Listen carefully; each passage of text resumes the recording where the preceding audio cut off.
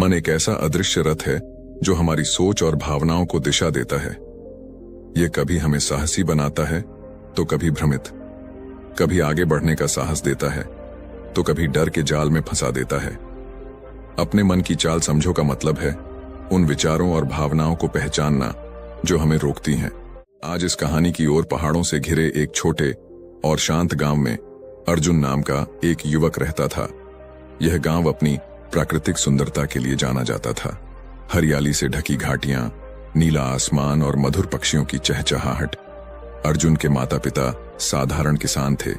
वे सुबह से शाम तक खेतों में मेहनत करते ताकि 2 वक्त का खाना जुटा सकें। उनका जीवन सादगी और ईमानदारी का प्रतीक था। अर्जुन बचपन से ही एक जिज्ञासु और संवेदनशील लड़का था। वह अपने पिता को खेतों में काम करते हुए, अपनी मां को घर के कामकाज में जुटे हुए देखता और अक्सर सोचता, क्या यह जीवन केवल मेहनत और संघर्ष का नाम है? क्या मेरे माता पिता के सपनों से परे मेरी भी कोई पहचान है? क्या मेरे डर ही मुझे आगे बढ़ने से रोकते हैं या ये केवल मेरे मन के भ्रम हैं? अर्जुन को अक्सर यह महसूस होता कि उसका मन कभी शांत नहीं रहता। जब वह अपने दोस्तों के साथ खेलता तो भी उसके मन में अजीब सी बेचैनी बनी रहती। रात के समय जब सब सो जाते तब अर्जुन अपने मन में उठते सवालों से जूझता। क्यों मेरे पास साहस नहीं है कि मैं अपने डर का सामना कर सकूं? क्यों मुझे लगता है कि जीवन में कुछ ऐसा है जिसे मैं समझ नहीं पा रहा? क्या मेरी समस्याओं का हल मेरे भीतर ही छुपा हुआ है? उसकी यह बेचैनी धीरे धीरे उसके जीवन का हिस्सा बन गई थी। वह यह समझ नहीं पा रहा था कि यह सवाल उसे कमजोर बना रहे हैं या उसकी आत्मा को गहराई से सोचने के लिए प्रेरित कर रहे हैं। गांव में एक साधु बाबा रहते थे जो अपनी ज्ञान की गहराई और सरलता के लिए प्रसिद्ध थे। लोग कहते थे कि उन्होंने सालों तक जंगलों में तपस्या की थी और अब गांव में रहते हुए लोगों को जीवन का सही मार्ग दिखाते थे। बाबा का स्वभाव बड़ा सरल और प्रेममय था। उनकी आंखों में एक अनोखी चमक थी जो सामने वाले के मन की गहराइयों को पहचान लेती थी। अर्जुन की बेचैनी और सवाल साधु बाबा से छुपे नहीं थे। एक दिन बाबा ने अर्जुन को अपने पास बुलाया। वह उसे देखकर मुस्कुराए और बोले, अर्जुन, तुम्हारे मन में बहुत सवाल हैं, है ना? अर्जुन थोड़ा झिझकते हुए बोला, बाबा, मैं समझ नहीं पाता कि मेरे डर और मेरी समस्याओं का हल कहाँ है। क्या मेरी सोच ही मुझे कमजोर बना रही है? बाबा ने उसे ध्यान से देखा और कहा, तुम्हारा सवाल सही है, लेकिन जवाब तुम्हारे भीतर ही है। तुम्हें अपने मन की चाल को समझना होगा। मन बड़ा चतुर है। यह भ्रम पैदा करता है, डर को बढ़ाता है और शांति को छुपा देता है। बाबा ने एक गहरी सांस ली और अर्जुन से कहा, मैं तुम्हें एक यात्रा पर भेजूंगा। यह यात्रा तुम्हारे जीवन की सबसे महत्वपूर्ण यात्रा होगी। इसमें तुम्हें 3 चीजें सीखनी होंगी। 1, भ्रम को पहचानना। 2, डर को चुनौती देना। 3, अपने भीतर की शांति को खोजना। अर्जुन ने आश्चर्य से पूछा, बाबा, यह यात्रा कैसी होगी? बाबा मुस्कुराए और बोले, यह यात्रा तुम्हारे भीतर की यात्रा होगी, लेकिन मैं तुम्हें कुछ कहानियां सुनाऊंगा जो तुम्हें इस यात्रा को समझने में मदद करेंगी। इन कहानियों के जरिए तुम्हें यह पता चलेगा कि कैसे भ्रम और डर को दूर करके तुम अपने जीवन में शांति और संतोष पा सकते हो। बाबा ने अर्जुन से कहा, इस यात्रा की शुरुआत एक कहानी से करते हैं। यह कहानी एक राजा और साधु की है जो भ्रम और शांति को समझने की गहराई सिखाती है। इस कहानी को ध्यान से सुनो, क्योंकि इसमें तुम्हारे सवालों के जवाब छिपे हैं। अर्जुन की आंखों में उत्सुकता थी। वह जानता था कि साधु बाबा की बातों में गहराई होती है और इस बार वह कुछ बड़ा सीखने वाला है।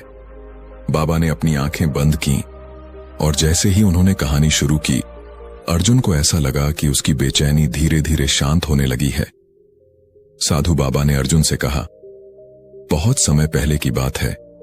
एक राजा जो बहुत शक्तिशाली और धनी था, अपने जीवन में बहुत परेशान और असंतुष्ट रहता था। उसकी प्रजा उसे बहुत प्यार करती थी।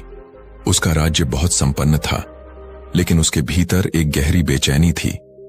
उसे हमेशा चिंता सताती रहती थी, कभी अपने राज्य की सुरक्षा की, कभी अपनी मृत्यु की और कभी अपने निर्णयों की। राजा ने कई विद्वानों और मंत्रियों से सलाह ली, लेकिन कोई भी उसकी समस्या का समाधान नहीं कर सका।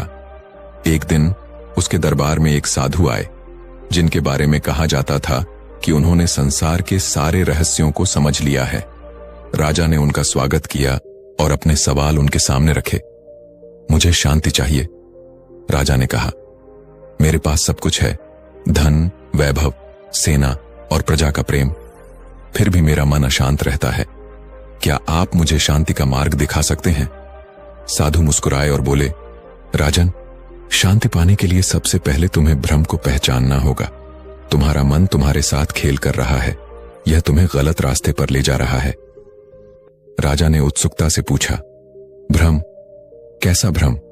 साधु ने उत्तर दिया, तुम्हारा मन तुम्हें यह विश्वास दिला रहा है कि शांति बाहर की चीज है, धन, सम्मान और शक्ति से हासिल की जा सकती है, लेकिन यह एक भ्रम है। शांति तुम्हारे भीतर है। जब तक तुम इस सत्य को नहीं पहचानोगे, तब तक तुम्हारी खोज जारी रहेगी। साधु ने राजा को एक अनोखा अभ्यास करने के लिए जंगल भेजा। उन्होंने कहा, जंगल में जाओ और वहां की हर आवाज और दृश्य को ध्यान से देखो और सुनो। अपने डर और भावनाओं का निरीक्षण करो और फिर लौटकर बताओ कि तुमने क्या सीखा। राजा ने साधु की बात मानी और जंगल की ओर चल पड़ा।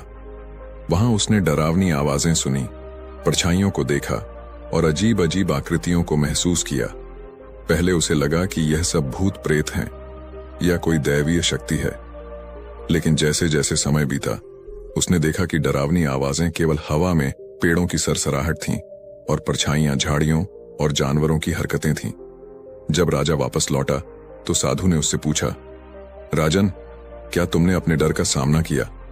राजा ने उत्तर दिया, हाँ, और मैंने महसूस किया कि मेरा डर केवल भ्रम था। मेरी आंखें और कान मुझे जो दिखा और सुन रहे थे वह सच नहीं था। यह सब मेरे मन की कल्पना थी। साधु ने मुस्कुराते हुए कहा, यही तुम्हारा पहला पाठ है। डर केवल तुम्हारे मन का भ्रम है। जब तुम इसे पहचान लेते हो तो यह गायब हो जाता है। अर्जुन इस कहानी को सुनकर बहुत प्रभावित हुआ। उसने साधु बाबा से पूछा, क्या मेरे डर भी ऐसे ही भ्रम हैं? क्या मैं भी उन्हें दूर कर सकता हूं? बाबा ने कहा, हां अर्जुन, लेकिन इसके लिए तुम्हें अपने डर का सामना करना होगा। डर को चुनौती दिए बिना तुम इसे जीत नहीं सकते। बाबा ने अर्जुन को जंगल में एक यात्रा पर भेजा। उन्होंने कहा, तुम्हें वहां कुछ ऐसा मिलेगा जो तुम्हारे डर को चुनौती देगा। उसे पार करके ही तुम सच्चाई को समझ पाओगे। जंगल में अर्जुन ने देखा कि एक तेज बहने वाली नदी थी। उसे नदी पार करनी थी, लेकिन नदी बहुत गहरी और खतरनाक लग रही थी। उसका मन घबरा गया। उसके भीतर सवाल उठे, क्या होगा अगर मैं डूब जाऊं? क्या होगा अगर मैं इसे पार नहीं कर सका? लेकिन तभी उसे साधु बाबा की बात याद आई। डर केवल भ्रम है, इसे चुनौती दो। अर्जुन ने साहस जुटाया और नदी में कदम रखा। जैसे ही वह आगे बढ़ा, उसे महसूस हुआ कि पानी उतना गहरा नहीं था जितना उसने सोचा था।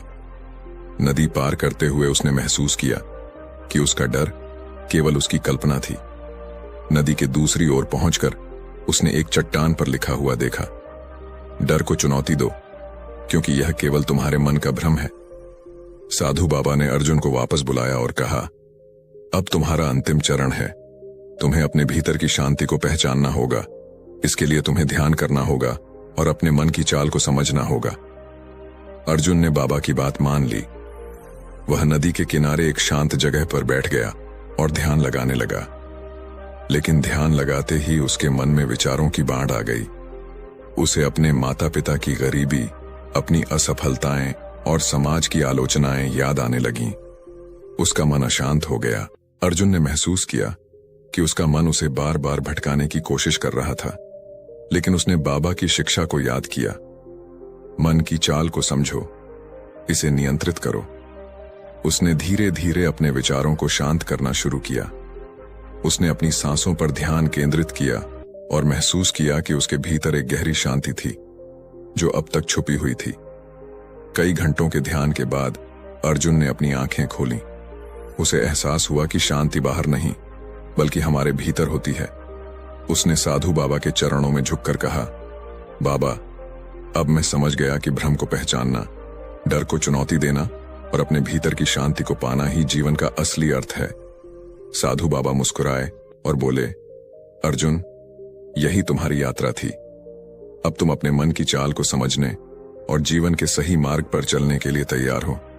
अर्जुन ने जिज्ञासा भरे स्वर में पूछा, साधु बाबा, राजा का क्या हुआ? उसने अपनी शांति को पहचानने के बाद क्या किया? साधु बाबा ने मुस्कुराते हुए जवाब दिया, राजन ने जब यह समझ लिया कि शांति किसी बाहरी वस्तु, अधिकार या प्रतिष्ठा से नहीं मिलती, बल्कि यह उसके भीतर है, तो उसने अपने जीवन और शासन को पूरी तरह बदल दिया।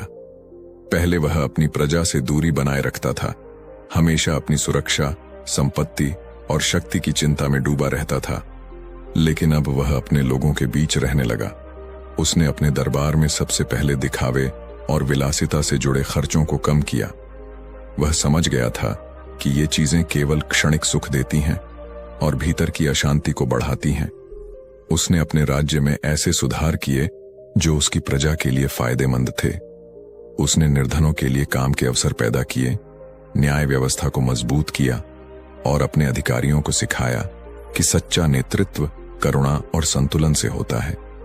राजा ने यह भी सीखा कि किसी निर्णय को लेने से पहले उसे गहराई से सोचना चाहिए, लेकिन भय और संदेह को हावी नहीं होने देना चाहिए। उसके निर्णय अब पहले की तुलना में अधिक प्रभावी और न्यायपूर्ण हो गए थे। उसकी प्रजा ने भी महसूस किया कि उनका राजा अब न केवल बाहरी रूप से शक्तिशाली है, बल्कि आंतरिक रूप से भी स्थिर और संतुलित है। राजा ने अपने अनुभवों को दूसरों के साथ साझा करना शुरू कर दिया। उसने अपने राज्य में यह संदेश फैलाया कि शांति बाहर नहीं, भीतर है। जब तक हम अपने भ्रम और डर को नहीं समझते, तब तक हम अशांत रहेंगे। इस बदलाव के कारण उसका राज्य न केवल संपन्न हुआ, बल्कि वहां रहने वाले लोग भी खुशहाल हो गए। राजा को अब केवल एक शक्तिशाली शासक के रूप में नहीं, बल्कि एक संतुलित और ज्ञानवान नेता के रूप में देखा जाने लगा। साधु बाबा की बातें सुनने के बाद अर्जुन के भीतर एक नई ऊर्जा का संचार हुआ। उसने तीनों चरणों को पूरा करने के बाद महसूस किया कि उसके सारे सवालों के जवाब उसके भीतर ही छिपे थे। भ्रम, डर और अशांति, ये सब उसके अपने मन के निर्माण थे। अर्जुन ने साधु बाबा से कहा, अब मुझे समझ आ गया है कि जीवन में बाहरी चीजों से संतोष या समाधान पाना असंभव है। केवल अपने भीतर की ताकत और शांति को पहचान कर ही मैं अपने जीवन को बदल सकता हूं। मैं अब न तो किसी चीज से डरूंगा और न ही किसी भ्रम का शिकार बनूंगा। साधु बाबा मुस्कुराए और बोले, यही तो जीवन का सबसे बड़ा ज्ञान है। इसे जिसने समझ लिया, उसने सब कुछ पा लिया। अब तुम एक ऐसे इंसान बन गए हो जो न केवल अपने जीवन को संभाल सकता है, बल्कि दूसरों को भी सही मार्ग दिखा सकता है। यह ज्ञान तुम्हें दूसरों तक पहुंचाना चाहिए ताकि उनका जीवन भी बेहतर हो सके। अर्जुन ने साधु बाबा को प्रणाम किया और अपने गांव लौटने का निर्णय लिया। उसने वहां पहुंचकर अपने जीवन को एक नई दिशा दी। अब वह दूसरों की मदद करता, उन्हें प्रेरित करता और हर समस्या का समाधान शांति और संतुलन से निकालता।